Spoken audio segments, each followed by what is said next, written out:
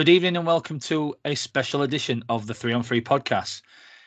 Not the weekly edition, but we've got something special lined up. Not only is it our special guest, it's going to be our first one that you will be watching on YouTube, as well as on the Anchor platform and all your normal podcast playlists. So we have the Diva and a happier Scott this evening. John, Scott, how are you? I'm good. This Diva business, come on. I'm all good. How are you? John, I'm good, thank you. John, it's going to stick. You'll have to live with it. So our guest this week, he texts no introduction, but we'll give him one. Bit of a good one, this one. Drafted 2000 by the Buffalo Sabres. 5 seasons in the HL, 8 seasons in the LNAH poddies. Most of us will remember him in his time at Belfast and Dundee. Currently crushing it in the podcast world. In the 3-on-3 podcast world, there's a new sheriff in town. It's our delight to introduce Sean McMorrow. Sean, thank you very much for giving up your time this evening. No problem, guys. I'm absolutely ecstatic to be on your show, guys. And like I was talking to you guys before we started, I feel very special that I have 3 guys on the show with me. So thank you, gentlemen. Thank you very much. Even 3-on-1, Sean, we still couldn't take you. We'd have a good go, but we wouldn't last 2 seconds in the ring with you, to be honest. But we swing a couple and no one can win them all. I think we know our limits, to be fair. Sean, obviously from the big city, from Toronto, grew obviously up in the biggest places, obviously North America. Place I know pretty well. I've been quite a few times with my family. My daughter was lucky enough to study in Ryerson, so we know it's a big city. Obviously a lot of sport and history, loads of sporting teams. Obviously got the Leafs, the Raptors, Marlies, Blue Jays, etc. Do you think growing up in a big town like Toronto, that made it harder almost to make your mark as a youngster, because you're competing with thousands of boys in your same age group? If you came from maybe small town Quebec, when you're competing with maybe a lot less guys of your age, you might, I suppose, to be fair, be a bit more prominent. Do you think coming from the big city that was a little bit of a hindrance growing up? Well, that's a great question. And I think that there is pros and cons to playing in big cities and small cities. And I'll give you a couple examples. I was blessed with being on a team that pretty much had the same core from when we were 9 years old to when we were 15 years old. It was the Don Mills Flyers AAA team in Toronto. So now we were one of the high profile teams. So our team got a lot of attention. We started getting a lot of scouting when we started getting more towards the 14, 15 years old. And we just had it like that. Now, if I was in a smaller town and flourishing, I may have been one of the few names that was kind of always mentioned, but I think that it's a little bit even. I think that even with the more competition, you can still get that attention if you're on one of the big clubs like myself. If you're in a small town and you flourish, of course you're going to get that attention as you would deserve it. So I think there's definitely pros and cons. That was a great question, my man. So I looked a little bit at your junior career, and if I get any detail wrong, I apologise, but you spent 3 seasons in the OHL, and with some pretty well-known teams, the London Knights, Kitchener Rangers. What was that like for you in terms of your hockey development?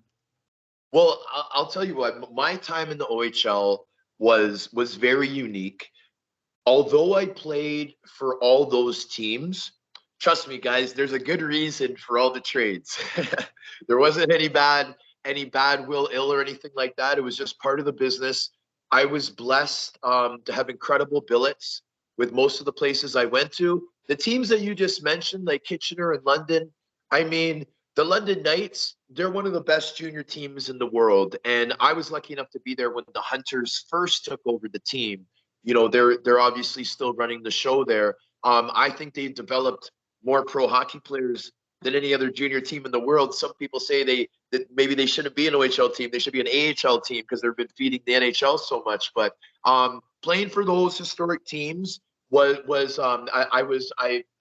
felt blessed. I felt blessed. The fact that I felt part of the family. I'm a Hunter guy through and through. So those guys have meant a lot to me throughout my career, and I was very, very happy to be involved with them in junior.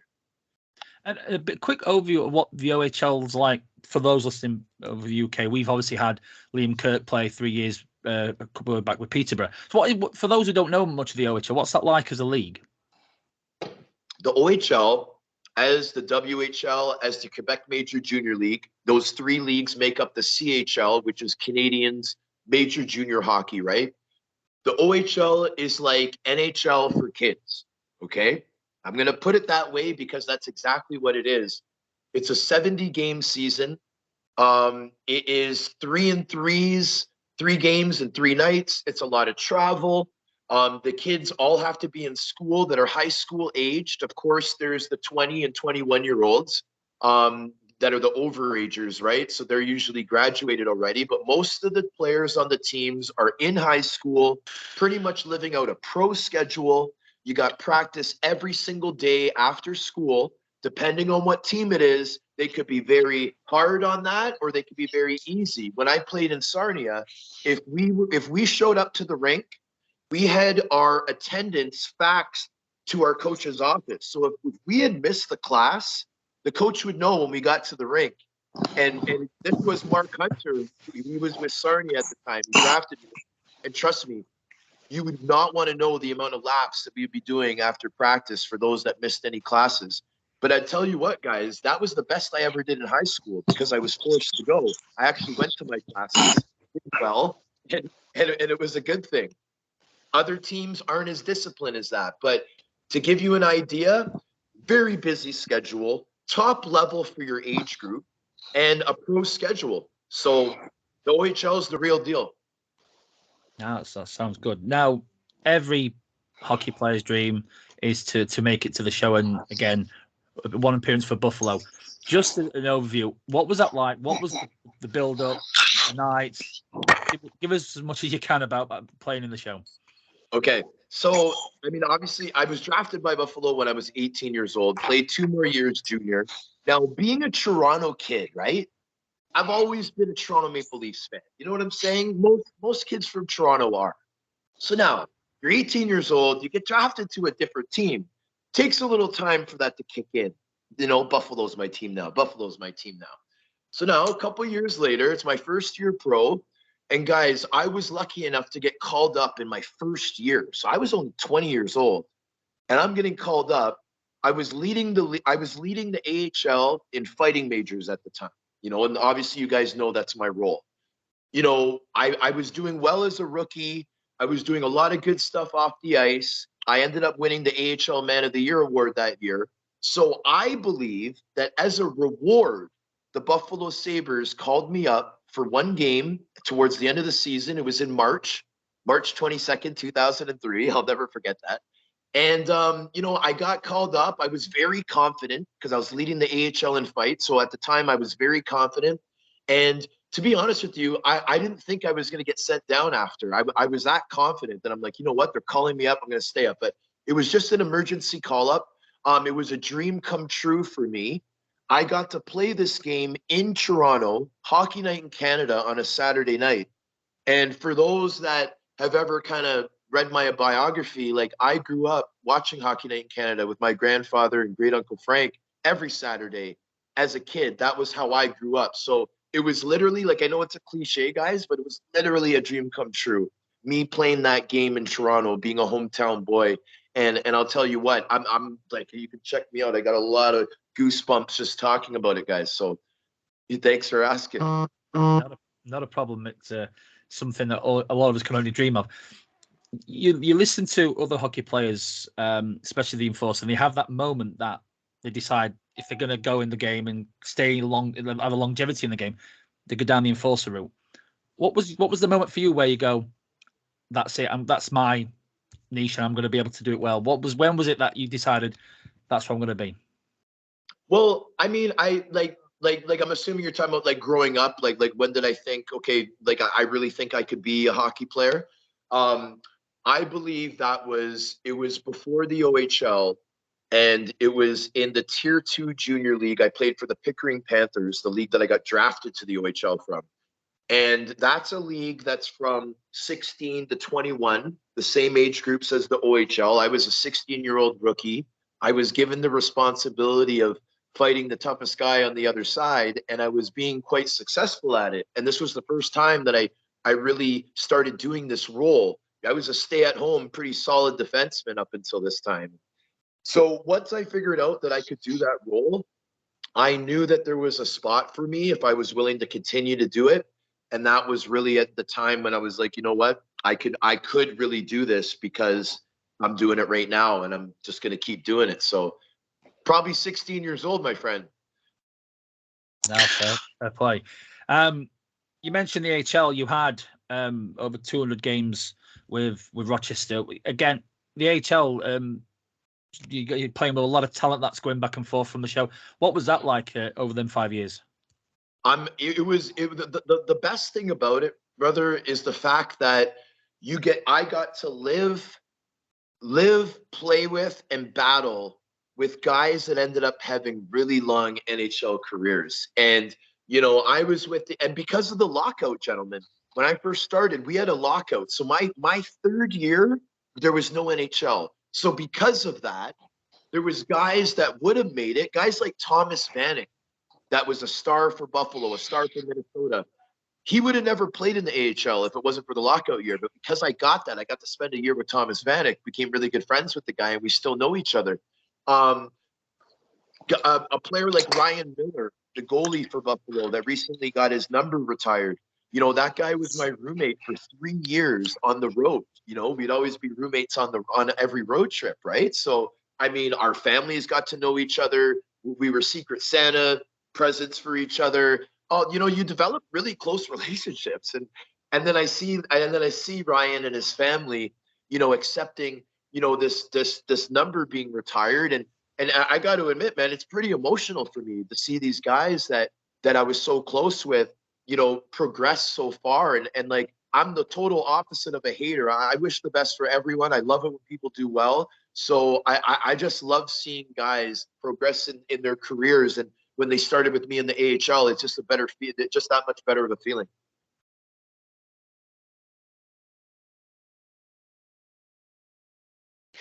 So, Sean, it's summer of 2009.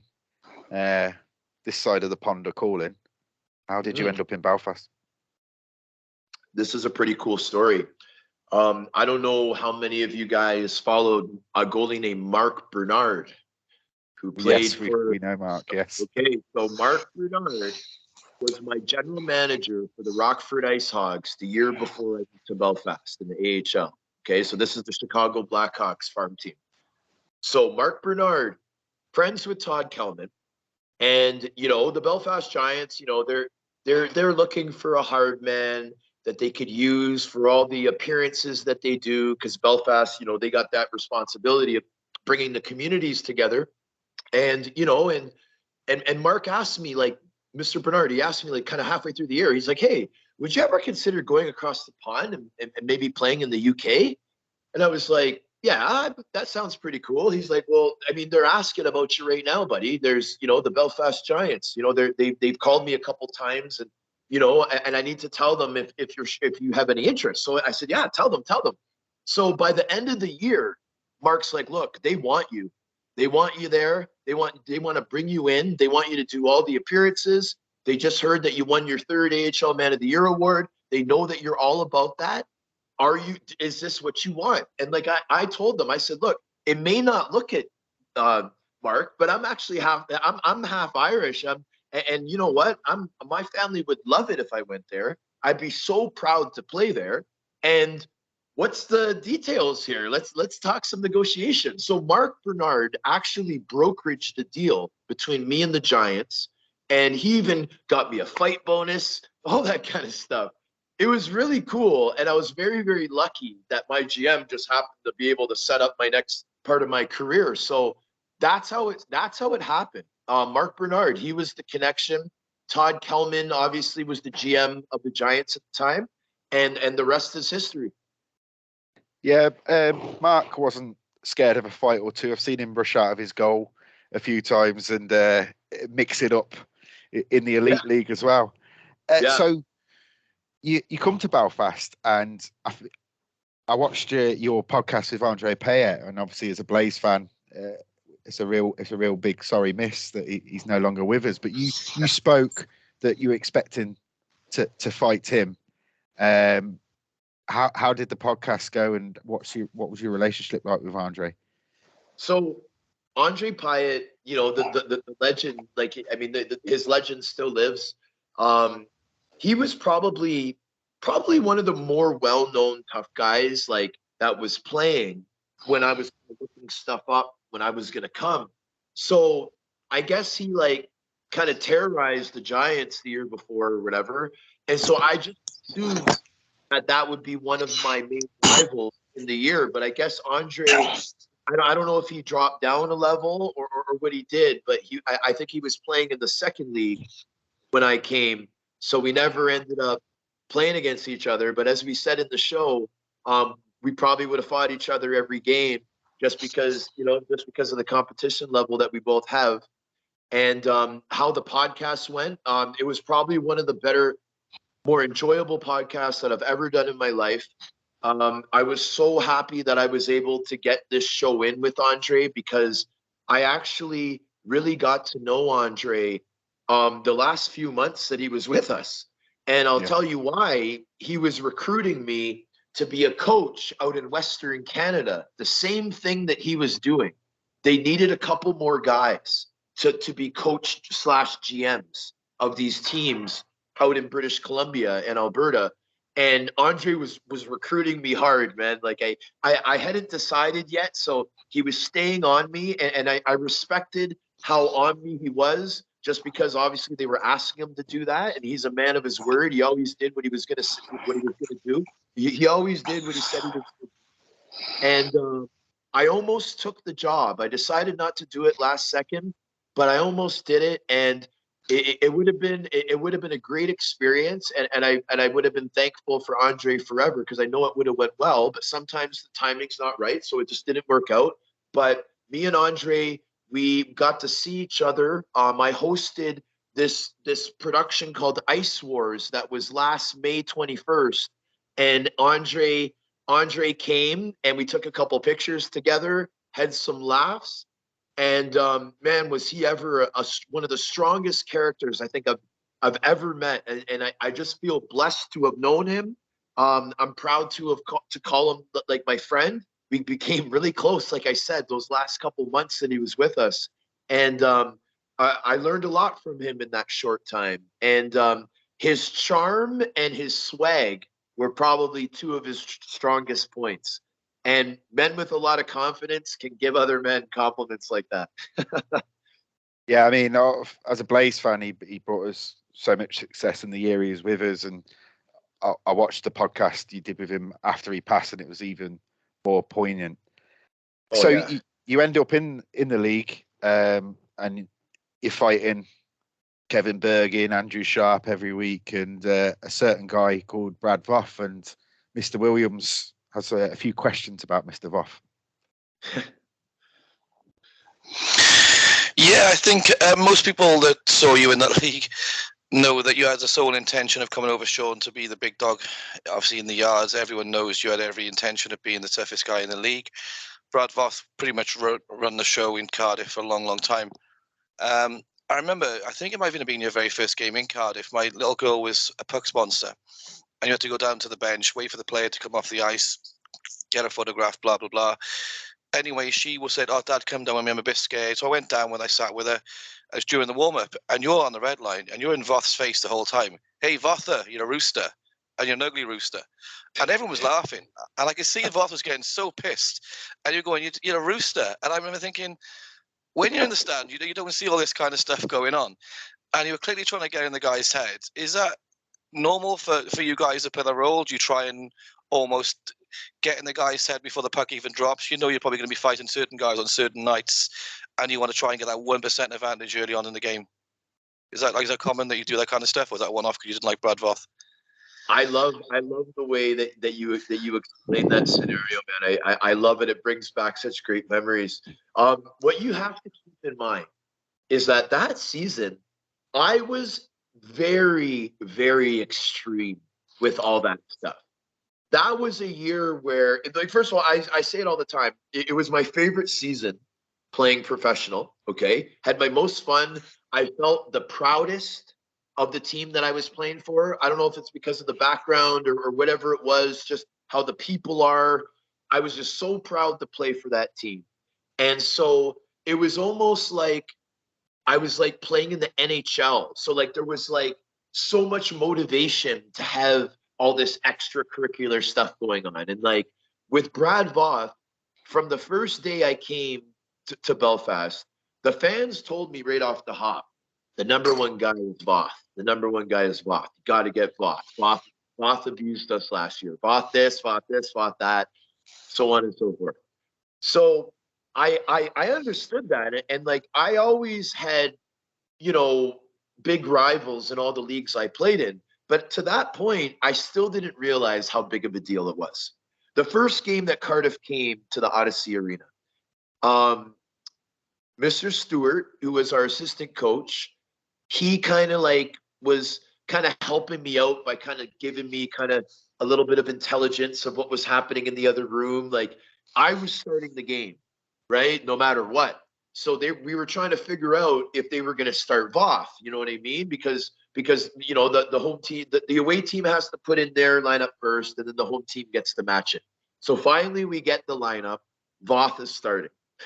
So Thornton, who was the head coach, he's like, Mac, he's starting. Are you ready? And I'm like, of course I am, right? Because I'm always ready for that kind of stuff. Like I've been doing it since I was 16. Now I'm like 30 years old, right? So I'm ready for that. But what I wasn't ready for, sorry, gentlemen. See, I'm getting so excited just talking about this stuff. What I wasn't ready for was how impactful it was going to be, like in a positive way. So we start the game. I'm looking at him like, is this guy going to go me or what? Like all this buildup. He's totally ignoring me, which is awesome for his part because now he's in my head because I don't know if he's going to go or not, right? So he did a great job.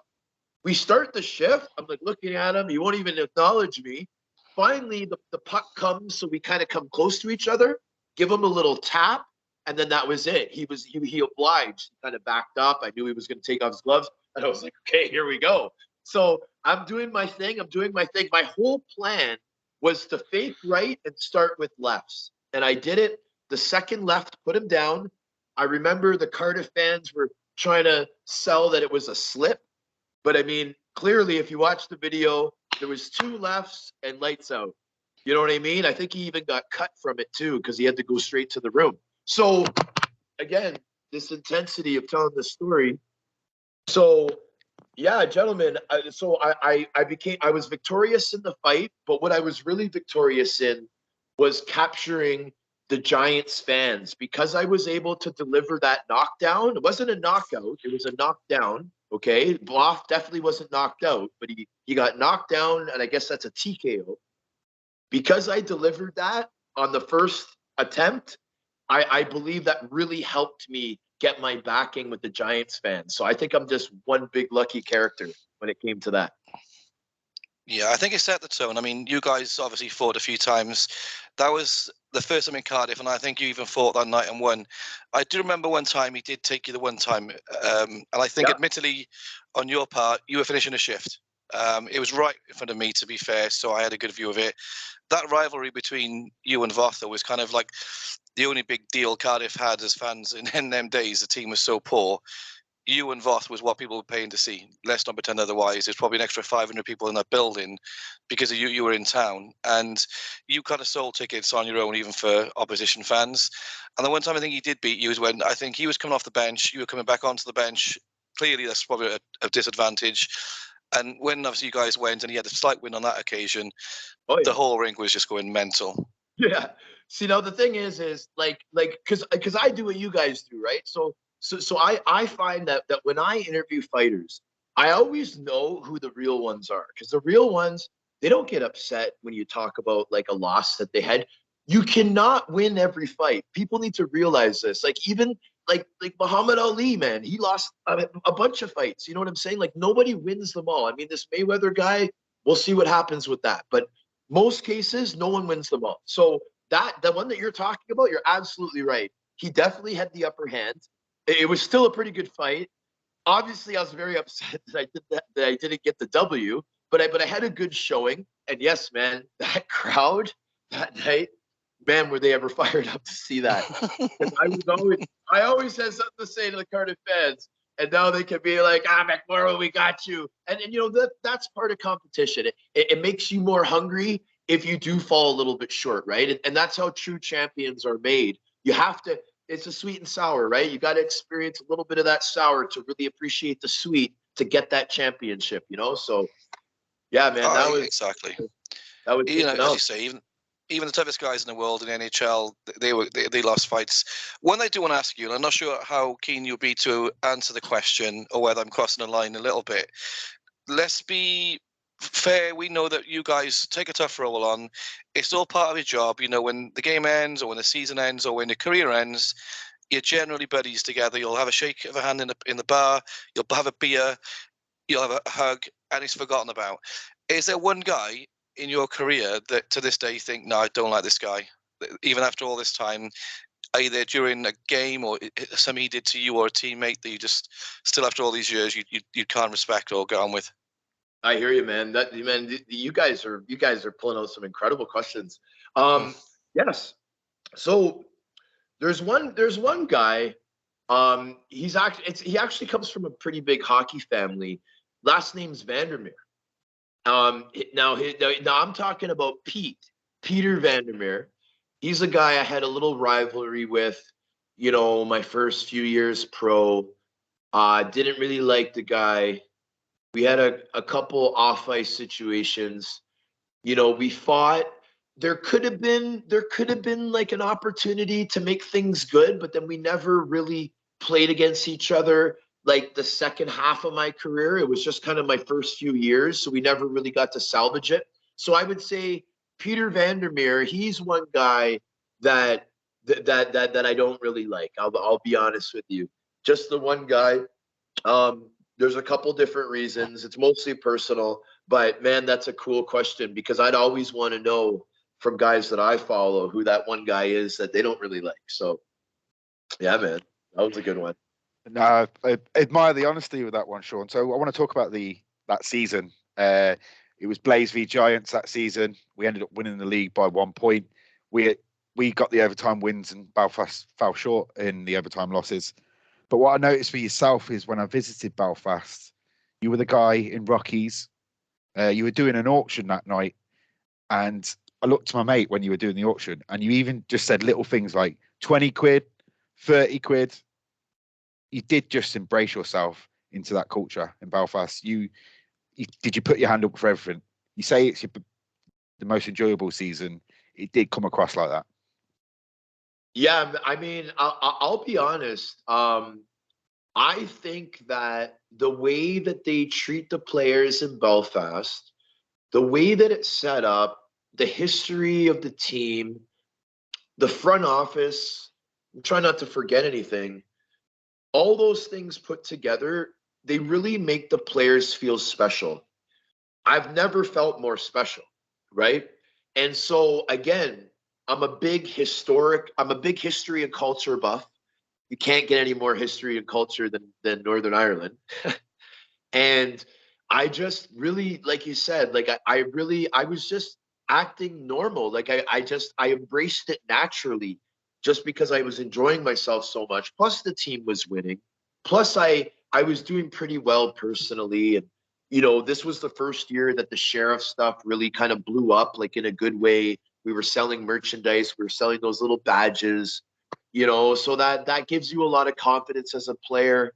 And I just loved it through and through, guys. Like I'm trying to think of a better way to explain it, but that's what I just keep coming back to. I was just enjoying myself so much that I just naturally kind of embraced all the little things that we were doing, like even doing the like the little nicknames like Quid and stuff. Like I loved talking like that. Yeah, it did come across that you enjoyed yourself. And then towards the end of the season, the stories about some charges that were brought against you that you had to go and deal with. Did that affect you going back to Belfast?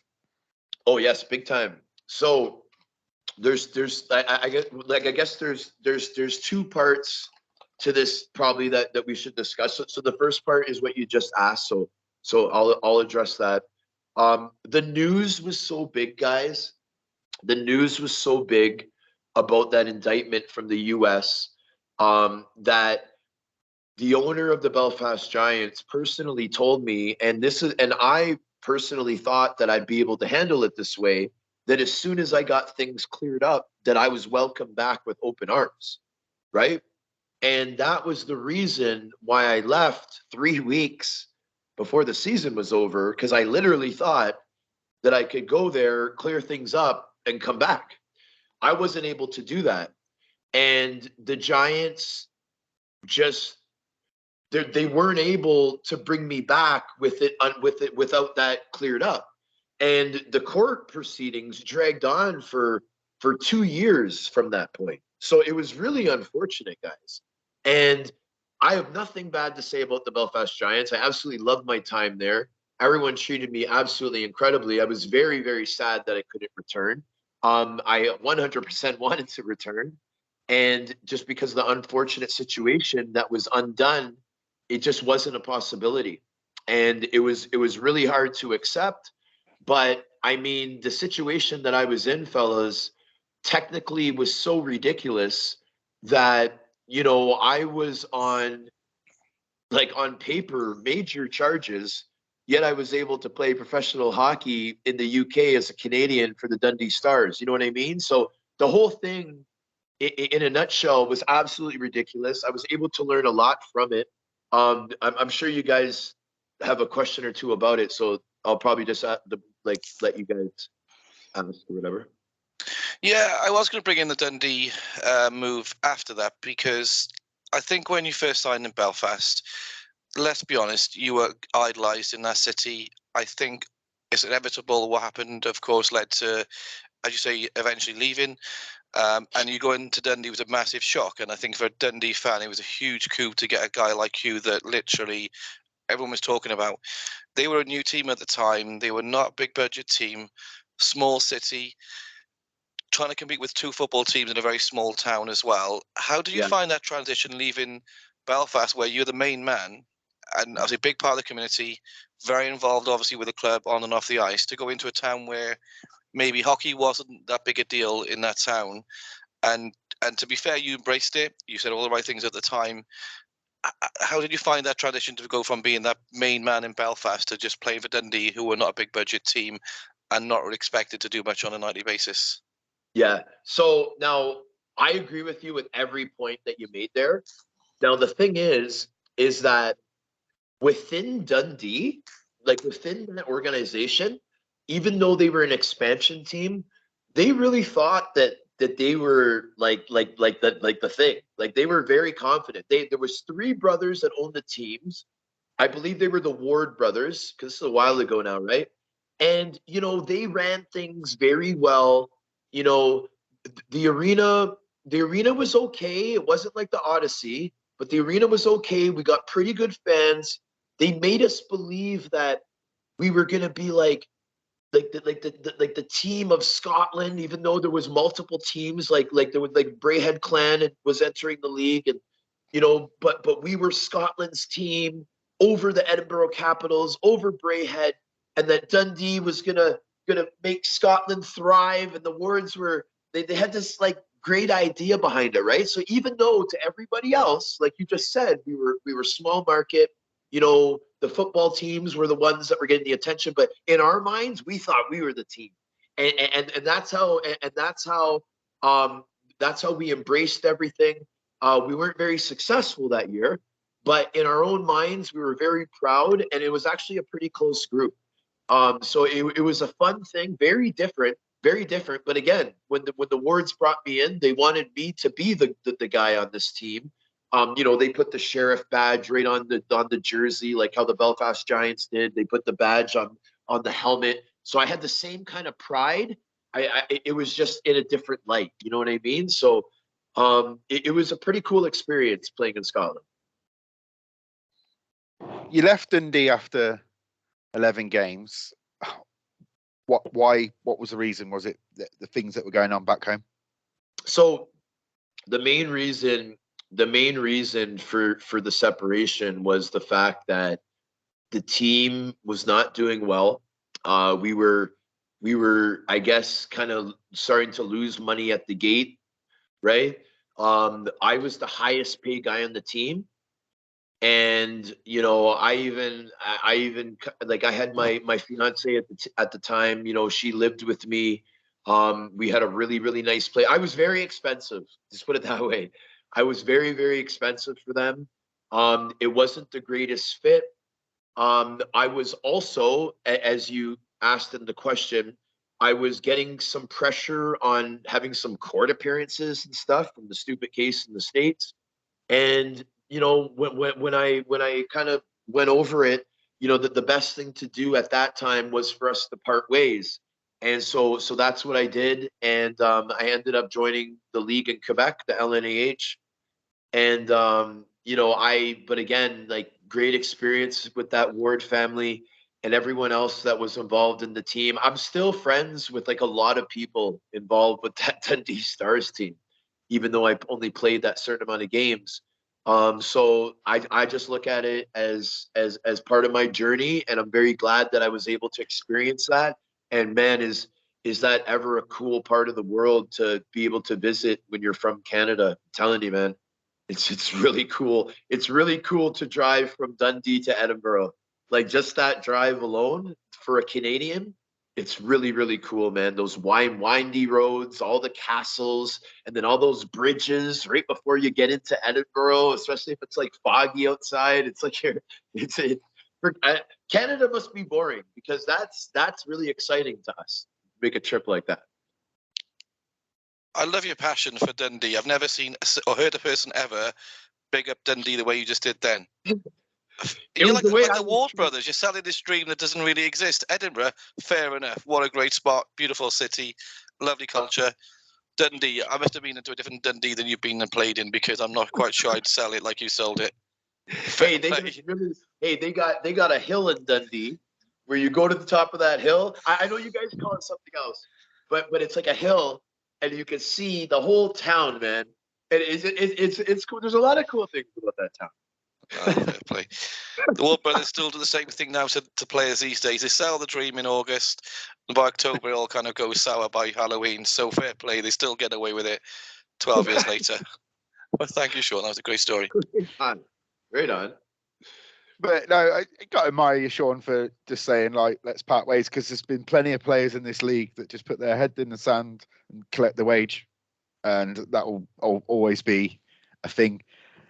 Obviously, then the court appearance happens, and I was reading a piece that the Hockey Writers did with you. You're being told that you probably get a probation, a slap on the wrist, and then you get sent to 2 years at the Mo Shannon Correctional Facility, which must have been a real tough time for you. Yeah, 100%. I mean, it took me like so this is 2012 to 2014, right?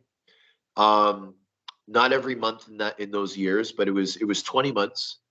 I got sentenced to 24, ended up doing 20 because whatever, good behavior, whatever. However, if you don't mess up, you're eligible for that. If you mess up, you're not.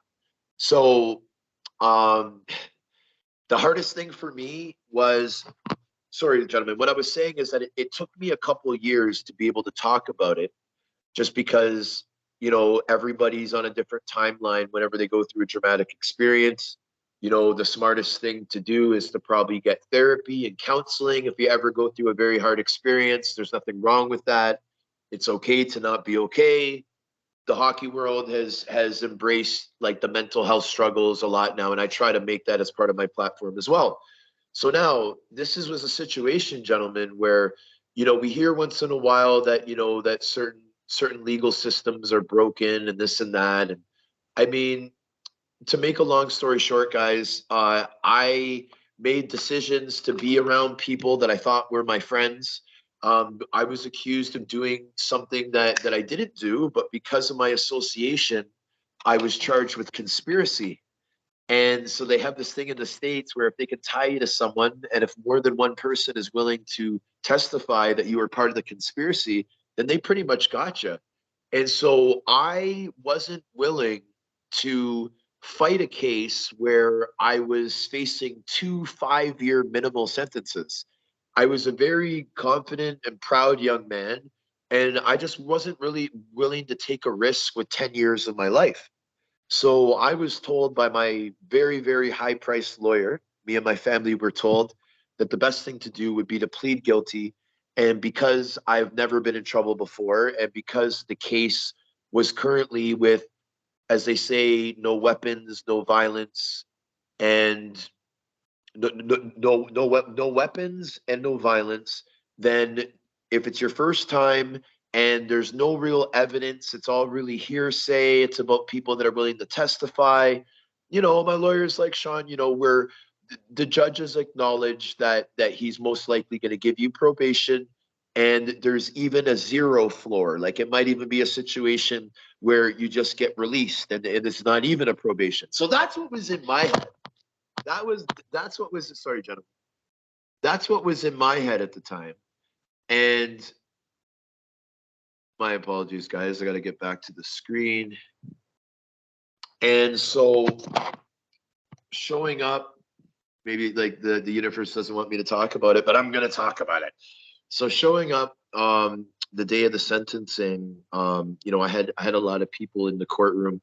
As I mentioned before, I was actually engaged to a girl from Rochester, New York, where this case was at the time. So there's all her family there, all my family's there.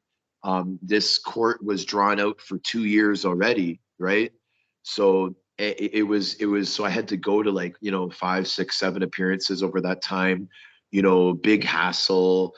It's just not a really good feeling when you have to go to court for any reason, even if it's a speeding ticket, right, gentlemen? So it wasn't a very fun time in my life. I had a lot of people that on the sentencing day saying, Sean, we're so happy this day has come, because everybody thought I was going home, right, guys? So there was a big party planned in Toronto for that night. And, like I said, I had about 25 people there. My whole fiance's family was there.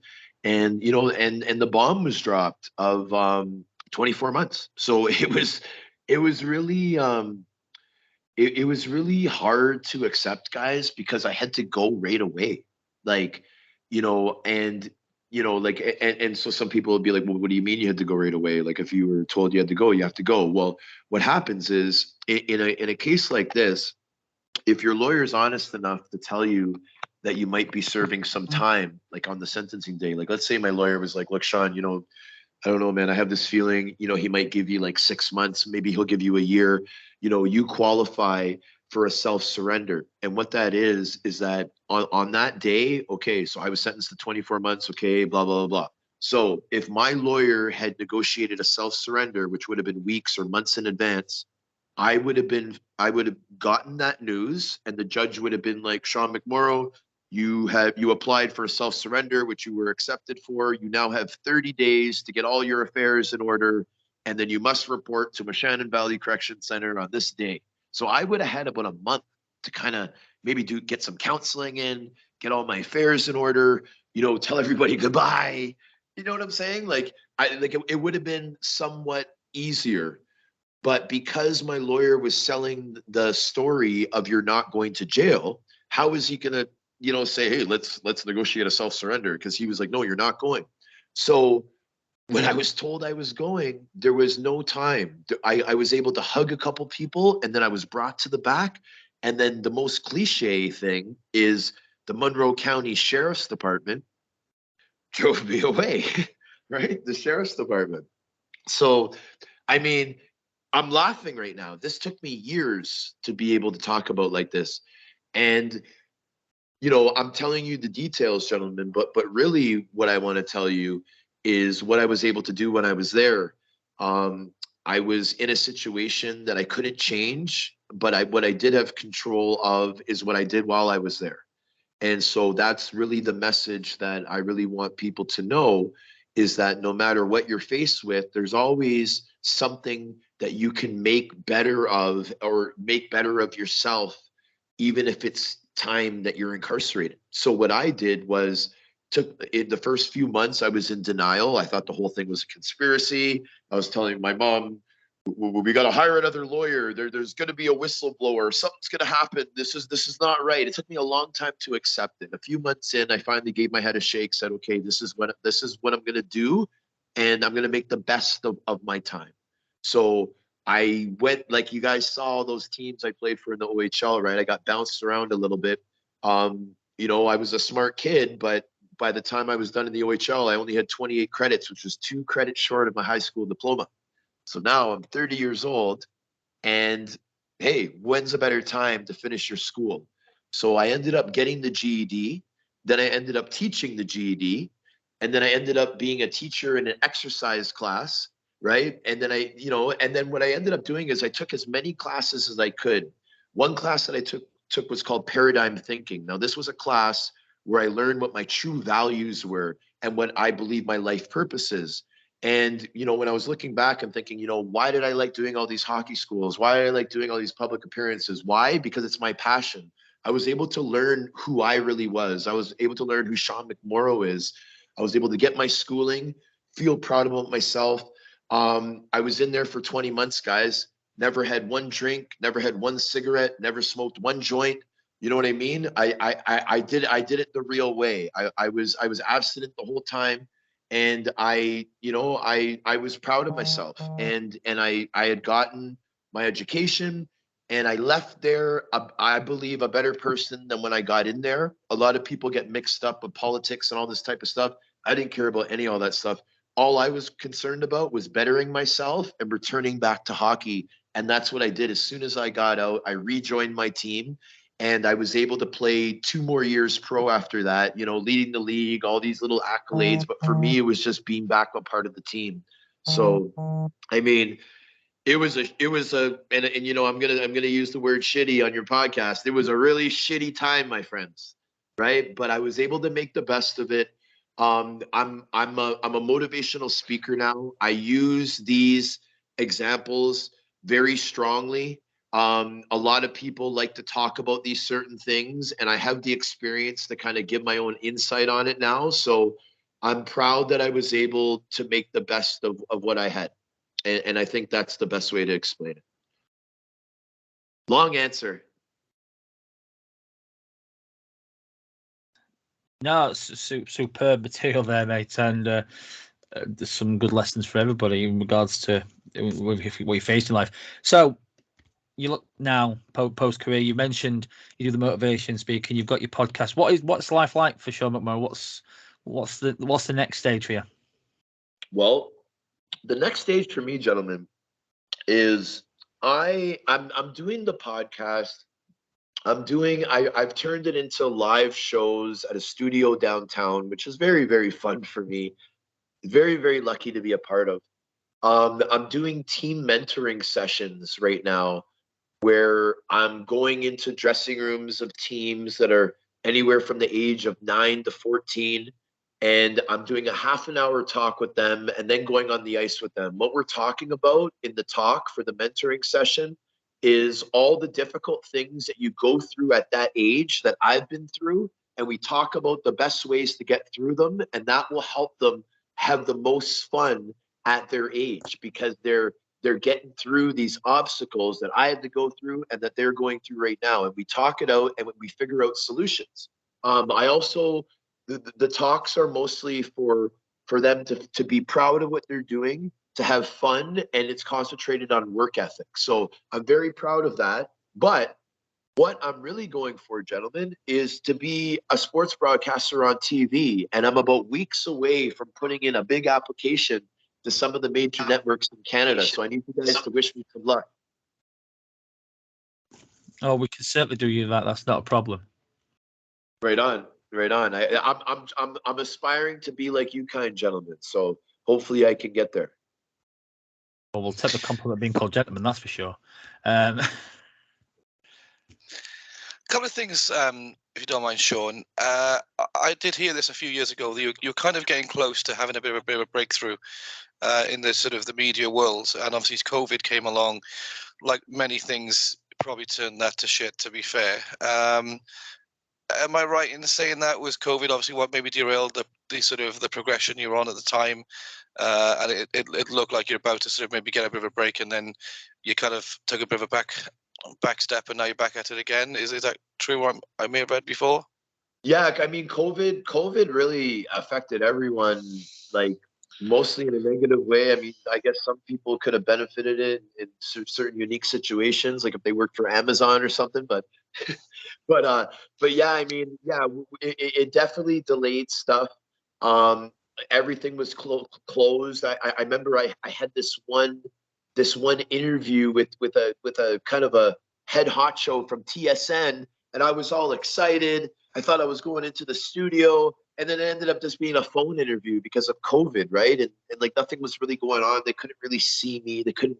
You can't really. I mean, with this video that we have, I mean, we can kind of feel each other's energy because we can see each other, right? But in a regular phone conversation, can't really feel or see that kind of stuff. So yeah, I mean, I do agree with you. COVID has kind of put a little bit of a damper on things, but the last year, I would say, gentlemen, has been really good progression, and I'm really happy with where things are leading up to right now. You're obviously an inspiration because, let's be fair, you've gone into a very difficult time of your life. No doubt it will be the worst time, hopefully, in your life. Nothing will happen worse than what you went through when you went into prison. Obviously, turned everything around. You know, you speak very well, and it's almost it comes across as if you find that as a blessing that you had to go through that. I'm sure for 1 second you didn't think that at the time.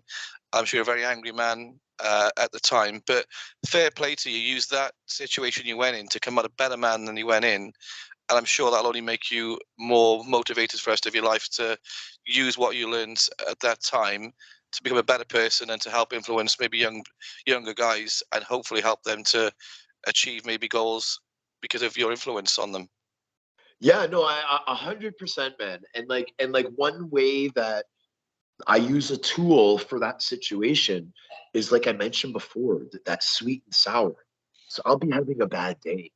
And things won't be working out for me, right, gentlemen? And like, you know, one thing after another, and then you're just sitting there and you're like, man, am I ever gonna feel sorry for myself? But then I just think to myself, hey, like, look at the things that you've been through. Look at the fact that there was one time that you just weren't able to go anywhere for 20 months.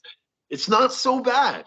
It's not so bad, right? You got to remind yourself when you've been in tough situations and you're facing, you know, an obstacle, it's not that bad. You've been through worse before. You're going to get through it. So I think it's like an automatic motivation for any bad situation, you know, for what it is, right? Last question from me before the boys jump in again. Now, this may come across the wrong way, but you look more jacked now than when you played. What's the story there? You like now as some sort of kind of like fitness freak? I get the guys rip me all the time for going to the gym all the time and doing spin classes, and you look in better shape now than you did when I saw you playing 15 years ago. What's the story there? You like in the gym every day now, are you? Well, first of all, that's a huge compliment. I really appreciate it. But I'll tell you one thing. You know what the secret is? Extra small T-shirts. Well, we all know that, but you get to a certain age, and unfortunately, it doesn't do you any favors anymore. I am working out. I was gonna make a comeback this year, gentlemen. Also, the team in Laval, they were all over me, and you know, I agreed that I was gonna go, but then they were gonna fly me back and forth, and they wanted me to stay there. Things didn't work out, so I didn't end up going. But I was getting in shape for hockey, so that was just like a month and a half ago. I actually thought I was gonna join Laval for the second half of the season. So I'm a little bit in workout mode. So I appreciate that you're noticing, my friend. Oh, for sure. It's funny you should say you're in game shape, because I was wondering if there were any plans to come over to Belfast and see everyone, because obviously Steve Thornton's director of operations, Jordan Wada is assistant coach. There'll still be a few friends that you could have over here. I would absolutely love to come to Belfast. If Thorts or Mr. Awada or anybody needs help and they think that I might be a good influence, you heard it here first on the 3-on-3 podcast. The sheriff wants back in Belfast. You heard it here first. Sean, I don't think we're as passionate about Belfast as you are, I'm afraid, my friend. So I'm not sure that we want this kind of get out. We might have to edit that a little bit out, unfortunately. We do not want Belfast Giants getting any semblance of any extra motivation before now in the end of the season. So perhaps that might not be on the final edit, I'm afraid. But good to know, though. we may save that till after the season, but we may use it just at the right time. Last question for me, Sean.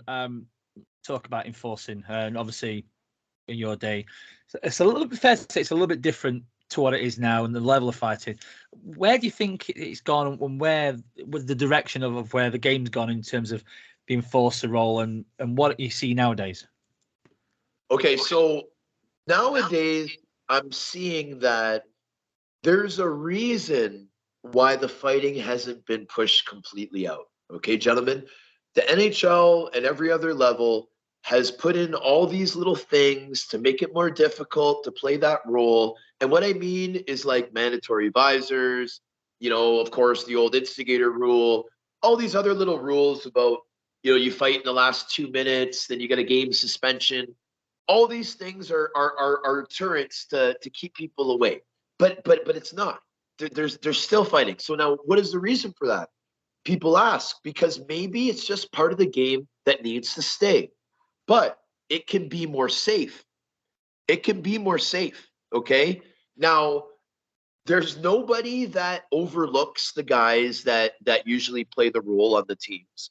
I've had conversations on many shows that, there's a power play coach, there's a face-off coach, there's a goalie coach, assistant coach, head coach, coach. There's no tough guy coach. There never was. And there was 2 guys in the lineup every game, just like there was 2 goalies. So things can be more safer if they're monitored. Obviously, that's a topic for another show. But I think that the toughness will come back. There's going to be rules that are implemented into it. You guys might look at me funny, but I believe that for insurance reasons, that every player, part of their elbow pad will be a UFC glove. And if they're going to go, they have to quickly snap it on and fight. And it will cover everybody for insurance. It might sound weird, but watch. A couple years down the road, come back to this show. We were talking about it, and it's going to happen. Never thought in that respect, but there's an element of sense to that, yeah. Do you know what, Sean? This has been fantastic. I don't know what the other 2 guys think, but let's give your pod a bit of love. Where can people find it? All right, so I am the Sheriff Podcast on all platforms. We also have social media accounts, the Sheriff Podcast, very simple. All my personal accounts are Sheriff at Sheriff McMorrow. We have our own YouTube channel, the Sheriff Podcast. Please subscribe. And guys, we just try to do the most entertaining and great content possible, anything for the better good. And I'm so lucky to be associated with you 3 kind gentlemen. Well, if there's anything like what we've done tonight, yeah, the content's absolutely superb, and entertaining, well, shadow of a doubt. Scott, John, any final words from you guys? No, thanks, Sean. Thanks for coming on. Thanks for bringing the passion. You've been incredible, and I'm just grateful you give up part of your evening to come and talk to 3 random blokes from the UK and showed us a lot of respect. And you're very good. Thank you.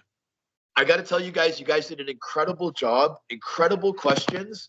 You made me feel very, very comfortable. You guys are awesome. Feel the same, Sean. Thank you for entertaining the league, and I wish you all the best with your future endeavors. I appreciate it, guys. Thank you so much for having me, man. Have a great evening. I know it's really late for you guys right now, so I appreciate you guys sneaking me in. No, thank you ever so much. But when you do get the Sportsnet job, just put a little filler in for we was the one that gave you the final push. We'll be more than grateful for that. But no, Sean, thank you very much for your time this evening. Thanks for the detail you gave. You've not held back, so we appreciate it. And I hope everyone who listens to this show will enjoy it as much as we have. So again, thank you ever so much. Thank you, guys. Cheers. And that's it for this special edition of the 3 on 3 podcast.